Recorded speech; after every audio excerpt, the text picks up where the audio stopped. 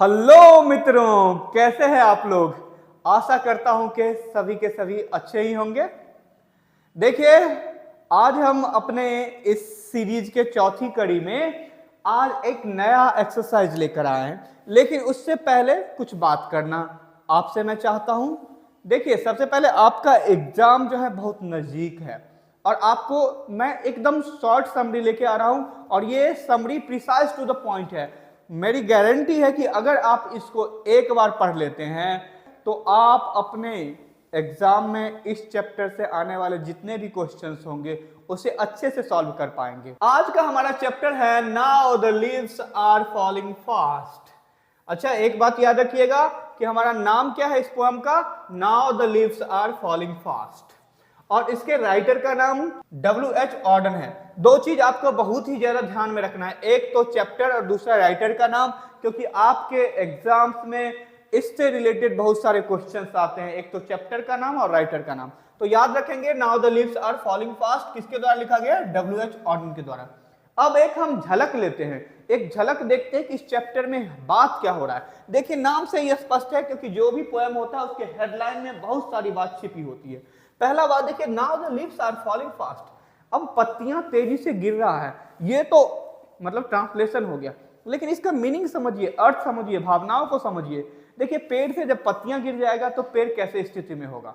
स्वाभाविक सी बात है कि वो किसी दुख में है, परेशानी में है, क्योंकि जब पेड़ का तो श्रृंगार ही पत्तियां ही है। अगर उसके पत्तियां झड़ जाएं, जो उसकी पत्तियां हैं वो झड़ जाए तो पेड़ अच्छा नहीं दिखेगा।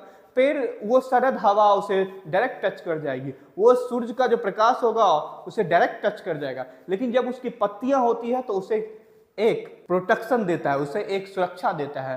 तो इसका मतलब हुआ कि इस now the leaves are falling fast वाले चैप्टर में जो ये राइटर है ना, वो ह्यूमन बीइंग के बारे में बात कर रहे हैं, पेड़ के बारे में। देखिए, जहां ना जाए रवि वहां जाए कवि वाली बात है ना। तो यहाँ पे जो है वही जा रहे हैं, वो कह रहे हैं कि ह्यूमन का जो लाइफ है वो आज बहुत ही सफरिंग वाला हो गया है, उसे हमेशा चिंता रहता है, उसे कोई ना कोई दुख अवसाद घेरे हुए रहता है। इसी के बारे में आज बात करते हैं। अब शुरुआत करते हैं हम इस चैप्टर का। The poem now the leaves are falling fast is written by W.H. Auden. तो देखिए, सबसे पहले पोएम का मतलब कविता होता है, आप जानते ही होंगे। यहाँ लिव्स का मतलब होता है पत्तियां, ये पेड़ की पत्तियां होती है वही पत्तियां, ठीक है। फॉल मतलब गिरना होता है, आप भी जानते हैं, और फास्ट मतलब तेजी से। मैं एक एक करके बताते चल रहा हूं, तेजी से। तो कहते हैं कि now the leaves are falling fast is written by W.H. Auden. ये किसके द्वारा लिखा गया है, W.H. ऑर्डन के द्वारा। The poem shows a painful, देखिए ये पोएम जो है शोज दर्शाता है, दिखाता है ना, दर्शाता है। पेनफुल मतलब दुखदाई, दुखदाई, दुखदाई, painful, picture of human suffering. ये जो पिक्चर है यानी उसके ओवरऑल चित्रण करता है। क्या करता है, चित्रण करता है किसका, तो ह्यूमन सफरिंग का। मानव जो पीड़ित है ना, वो सफर कर रहा है दुख से, अवसाद से, चिंता से, उसी का चित्रण करता है। तो एक बार फिर से देखते हैं। The poem now the leaves are falling fast is written by W.H. Auden. ये किसके द्वारा लिखा गया है, W.H. ऑर्डन के द्वारा। The poem shows a painful picture of human suffering.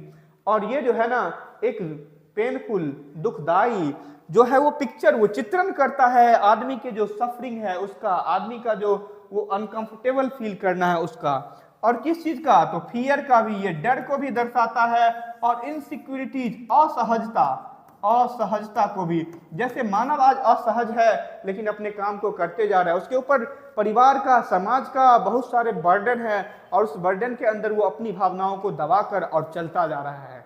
इसी बात को ये पोएम दिखा रहा है। और आगे भी है, इनसिक्योरिटी इन मॉडर्न वर्ल्ड। और ये कहाँ पे, ये आधुनिक समाज में, हमारा जो आज आधुनिक जो ये संसार है उसमें। पहले के संसार में भी ऐसा ही होता होगा दोस्तों, मेरे हिसाब से तो ह्यूमन बीइंग हमेशा से ऐसा ही रहा है कि वो हमेशा पेनफुल सिचुएशन में रहा है, उसमें सफरिंग रही है, फियर रहा है, इनसिक्योरिटीज रहा है। और ये तो मॉडर्न वर्ल्ड में कुछ ज्यादा बढ़ गया है, यही कहना है। तो ये राइटर कहना चाहता है, the poem shows a painful picture of human suffering, fear and insecurities in the modern world. ये जो पोएम है वो जो आदमी का एक पेनफुल जो लाइफ है, जहां वो सफर कर रहा है, वहां वो डरा हुआ है, जहां वो असहज महसूस कर रहा है इस मॉडर्न दुनिया में, उसी को बता रहा है। Now the leaves are falling fast, ध्यान रखिएगा इस हमारे चैप्टर का नाम है और इनका जो पोइट है वो W.H. ऑर्डन है, नाम मत भूलिएगा।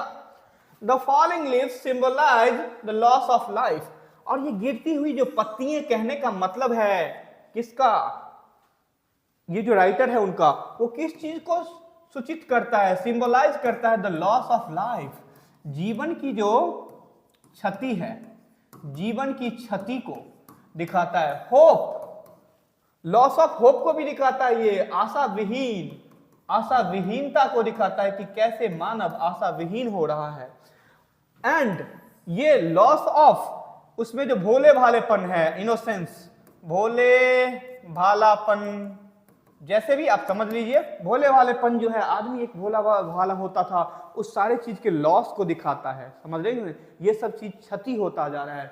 मतलब कहने का है the falling leaves symbolise the loss of life, ये जो फॉलिंग पत्तियां जो गिर रहे हैं ये किस चीज को सिंबलाइज कर रहा है, लॉस ऑफ लाइफ को, होप को, आशा को, इनोसेंस को और भोले भालेपन को। Just as leaves fall helplessly, कहते हैं कि जैसे पत्तियां हेल्पलेसली गिरते रहता है, यहाँ हेल्पलेसली मतलब असहाय होकर गिरते रहता है पत्तियां। पेड़ नहीं चाहता है कि उतना उसकी पत्तियां गिरे, लेकिन असहाय रूप से उसकी पत्तियां, असहाय रूप से, असहाय, ये सही है, असहाय रूप से उसकी पत्तियां गिरती रहती है। पेड़ क्यों, पेड़ का श्रृंगार है पत्तियां, उसे गिरना चाहेगा, गिराना चाहेगा, नहीं ना चाहेगा।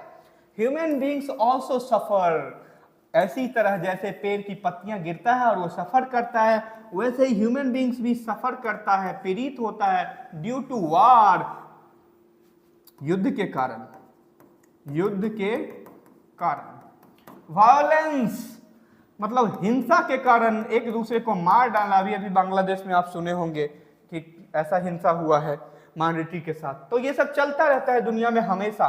एंड क्रुएलिटी, और जो एक निर्दयता है, निर्दयता उसको, तो कहता है कि ह्यूमन बींग्स भी जैसे पत्तियां गिरता है, पेड़ सफर करता है, वैसे ह्यूमन बींग्स भी सफर करता है, कभी कभी युद्ध के कारण, कभी हिंसा के कारण और कभी निर्दयता के कारण आदमी भी सफर करता है। The poet specially highlights the suffering of innocent children, और यहाँ पे पोएट समझ गए ना, खास तौर पे, यानी मुख्य रूप से खास तौर पे हाईलाइट करता है, प्रदर्शित करता है, दिखाता है, प्रदर्शित करता है द सफरिंग, वो जो सफर कर रहा है, इनोसेंट चिल्ड्रन, वो निर्दोष बच्चे जो सफर कर रहा है उसके बारे में बचाता है, निर्दोष बच्चे। यानी कि पोइट जो है कह रहा है कि जब युद्ध होता है, जब ऐसा हिंसा होता है और जब ऐसे निर्दयता की भावना आदमी में आ जाता है तो सबसे ज्यादा बच्चा सफर करता है। क्यों? क्योंकि मान के चले किसी के पिताजी मर गए, किसी की माताजी मर गई, तो बच्चा सबसे ज्यादा सफर करता है। सबसे अगर किसी पे सबसे बुरा इंपैक्ट पड़ता है तो बच्चों पे पड़ता है। यही यहाँ पोइट कह रहे हैं कि इन सब कारणों से सबसे ज्यादा बच्चे सफर करते हैं।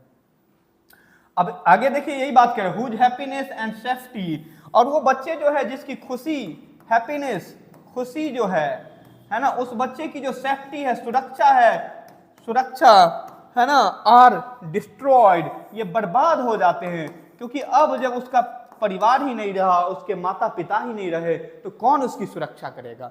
तो पोइट इसके बारे में भी चिंतित है, कहते हैं कि जब भी ऐसा होता है तो सबसे ज्यादा कौन सफर करता है, तो वो बच्चे सफर करते हैं इनका। और वैसे भी ये पोइट एक बच्चों के बारे में लिखते हैं, बच्चों से इन्हें प्यार है। तो W.H. ऑर्डन एक ऐसे पोइट है जो बच्चों के बारे में बहुत लिखते हैं, उनसे भी उनका कंसर्न है। अब देखिए, the poem reflects a world full of anxiety. अब ये जो पोइट है वो प्रदर्शित करते हैं, फिर से रेफर करते हैं, रिफ्लेक्ट करते हैं किसको, एक संसार को, full of a world full of anxiety, मतलब एक संसार को जो फुल ऑफ एंजाइटी है, चिंता से भरा हुआ है, चिंता से, अवसाद से भरा हुआ है। ये ऐसे वर्ल्ड को रिफ्लेक्ट करते हैं जो चिंता से भरा हुआ है। एंड और अनसर्टेनिटी, वो जो एक अनसर्टेनिटी है, अनिश्चितता, अनिश्चितता जो है उससे भरा हुआ है। यानी ये पोइट ये बात भी कहना चाहते हैं इसके द्वारा कि ये जो हमारी आज की मॉडर्न सोसाइटी है ये बहुत ही अनिश्चितताओं और चिंताओं से घिरा हुआ है। ना जाने कब क्या हो जाए, क्योंकि हम लोग एटम बम पे जीवित रहने वाले लोग हैं। एटम बम पे हमारा चलना हो रहा है, एटम बम पे हमारा खाना, बैठना, सोना, हंसना, सारा का सारा कुछ हम एटम बम पे कर रहे हैं बैठे बैठे। कोई एक रिमोट कभी दबा दे, हमारा सारा कुछ समाप्त हो जाएगा। यही ये पोइट कहना चाह रहे हैं। अब ये क्या कहना चाहे, where common people feel unsafe, और सबसे ज्यादा इस मॉडर्न युग में जो कोई अनसेफ फील करता है वो कॉमन पीपल, जो सामान्य लोग हैं, हमारे आपके जैसे सामान्य लोग जिनके पास कोई स्पेशल सुरक्षा नहीं है, स्पेशल कुछ भी नहीं है, फील अनसेफ, असुरक्षित महसूस करते हैं। कैसा महसूस करते हैं? असुरक्षित महसूस करते हैं। वैल्यूज लाइक पी, लव, और कुछ ऐसे मूल्यवान चीजें जैसे प्यार, पीस, शांति, एंड कंपैशन, और वो जो दया की भावना, ठीक है, दया की भावना है ना, वो सहानुभूति की भावना, आर डिसअपियरिंग, समाप्त होता जा रहा है, गायब होता जा रहा है, गायब होता जा रहा है, फ्रॉम सोसाइटी, मानव के समाज से, मानव के समाज से। यानी कि राइटर जो है ये भी कहना चाहते हैं कि हमारा जो ये मॉडर्न दुनिया है वहाँ पे कुछ वैल्यूज, जो मूल्यवान वैल्यूज हैं, मूल्यवान चीजें हैं, जैसे लव, पीस, कंपैशन, दया की जो भावना है, और डिसअपियरिंग, ये सब गायब होते जा रहे हैं फ्रॉम सोसाइटी, समाज से। द मॉडर्न वर्ल्ड, ये आधुनिक दुनिया है, आधुनिक दुनिया, द मॉडर्न वर्ल्ड appears, ऐसा दिखता है, प्रतीत होता है, कोल्ड एंड हार्टलेस, निर्दय दिखता है। कैसा दिखता है दोस्त? कोल्ड एंड हार्टलेस, यानी ये जो हमारा जो नया दुनिया है ये हार्टलेस, निर्दय दिखता है कि नहीं है? जिस दुनिया में हम रह रहे हैं वो अब निर्दय दिखता है कि नहीं दिखता है? कोई किसी को देखने वाला नहीं है, लोग अगर रास्ते पे चल रहे एक्सीडेंट हो जाता है, कोई पूछने वाला नहीं है, मतलब एकदम केओस से भरा हुआ है। यही ये पोइट का कंसर्न है यहाँ पे। और हम अपने इस अध्याय के आखिरी चरण में हैं दोस्तों। अब आते हैं आखिरी चरण में। तो हमारा चैप्टर है now the leaves are falling fast, writer है हमारा W.H. ऑडन। और क्या कहना चाहते हैं इस कहानी के द्वारा पोइट, यही देखते हैं। थ्रू दिस पोएम, इस कविता के द्वारा, कहानी के द्वारा नहीं, कविता के द्वारा हम कहें, इस कविता के द्वारा the poet gives a warning, ये जो कवि है ना ये सावधान वार्निंग देते हैं। क्या देते हैं? वार्निंग, कहते हैं सतर्क हो जाओ, सतर्क हो जाओ। अगेंस्ट वायलेंस, किसके अगेंस्ट? वायलेंस के अगेंस्ट, जो हमारे ऊपर हिंसा हो रही है ना उसके अगेंस्ट सतर्क हो जाओ। एंड अपील्स टू ह्यूमैनिटी, और ये अपील्स मतलब हो गया जैसे नहीं कोई कैच आउट हो जाता है या कोई तो अपील करते रहता है, यानी लोगों से दलील करते हैं, यानी लोगों को कहते हैं, ऐसा कहिए कि कहना यहाँ अपील्स का मतलब, अपील्स टू ह्यूमैनिटी, और मानवता से कहते हो, वो मानवता से विनती करते हैं, स्तुति करते हैं, ऐसा समझ लिए। टू ब्रिंग, लाने के लिए, ब्रिंग बैक, वापस लाने के लिए, किसको? काइंडनेस को, दयालुता को, पीस को, शांति को, और मोरल वैल्यूज, और हमारे जो नैतिक जो मूल्य है उसको, नैतिक मूल्य कि सही गलत का जो फर्क होता है, क्या सही है क्या गलत है, उसी को हम लोग कहते हैं मॉरल वैल्यूज।